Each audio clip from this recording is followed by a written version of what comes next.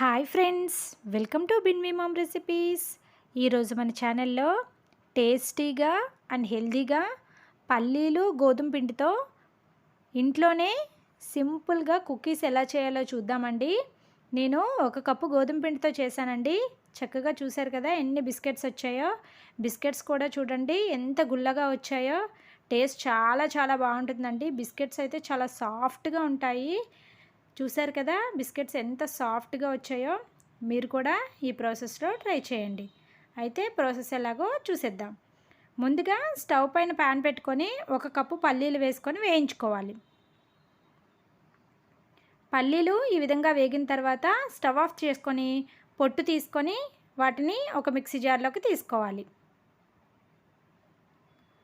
ఇప్పుడు 1 cup పల్లీలకి 1 cup పంచదారను కూడా మిక్సీ జార్లోకి వేసుకొని వీటిని చక్కగా పేస్ట్ లాగా చేసుకోవాలి. చూసారు కదండి, ఈ విధంగా చేస్తూ ఉంటే ఫస్ట్ పొడిలాగా అవుతుంది.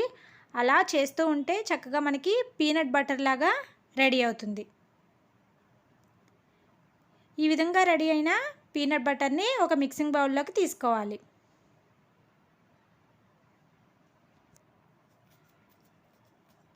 ఇప్పుడు దీనిలోకి 1 కప్పు గోధుమ పిండి, ఒక 2 స్పూన్ల ఉప్మా రవ్వని యాడ్ చేసుకోవాలి.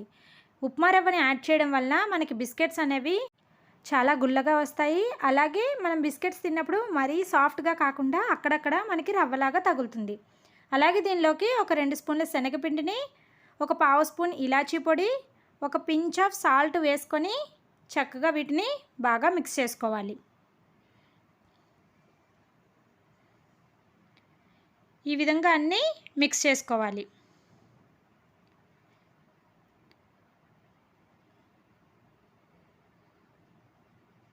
చూసారు కదండి, మనం మిక్స్ చేసుకుంటే పిండి అనేది ఈ విధంగా రెడీ అవుతుంది. వాటర్ అయితే అస్సలు యాడ్ చేయకూడదండి. మనం యాడ్ చేసుకున్న పీనట్ పేస్ట్తోనే ఈ విధంగా కలుపుకోవాలి. ఒకవేళ సరిపోలేదు అనుకుంటే 1 స్పూన్ నెయ్యిని యాడ్ చేసుకోవచ్చు, కానీ వాటర్ మాత్రం యాడ్ చేయకండి. చూసారు కదా, పిండి కన్సిస్టెన్సీ ఈ విధంగా ఉండాలి. ఇప్పుడు ఈ పిండి ముద్దని చపాతీ పీటపై తీసుకొని చపాతీ కర్రతో కొంచెం తిక్కుగానే రోల్ చేసుకోవాలి. మరీ పలుచగా రోల్ చేయకూడదండి.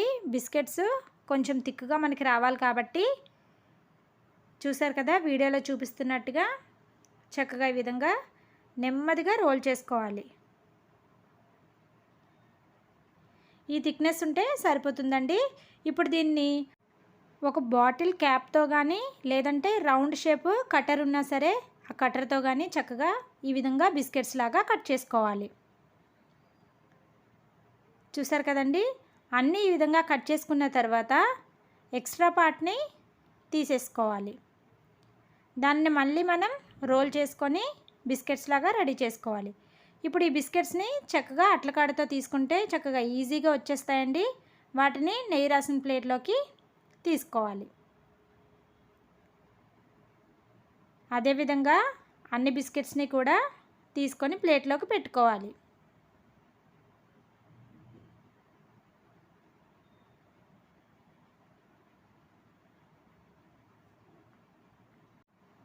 ఈ విధంగా అన్ని బిస్కెట్స్ ప్లేట్లో పెట్టుకున్న తర్వాత వాటిపైన జీడిపప్పుతో కానీ బాదం పప్పుతో కానీ గార్నిష్ చేసుకోవచ్చు.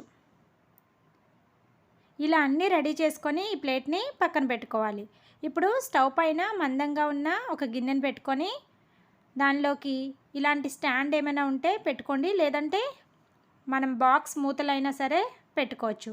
దానిపైన మూత పెట్టుకొని ఒక 5 నిమిషాలు ప్రీహీట్ చేసుకోవాలి.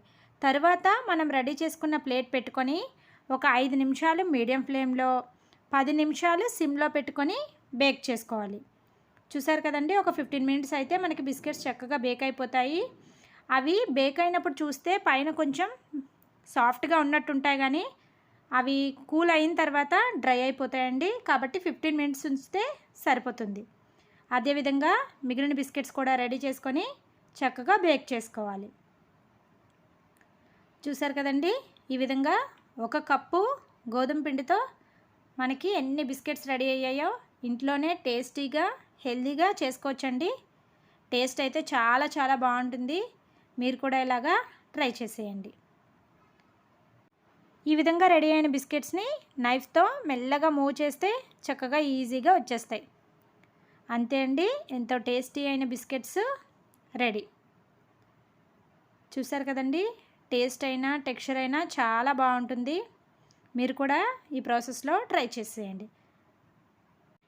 ఇంకా మన ఛానల్ని ఎవరైనా సబ్స్క్రైబ్ చేసుకోకపోతే please subscribe our channel and hit the bell icon. ఇలాంటి మరెన్నో ఇంట్రెస్టింగ్ రెసిపీస్ కోసం ఛానల్ని సబ్స్క్రైబ్ చేసుకోండి. Thank you for watching.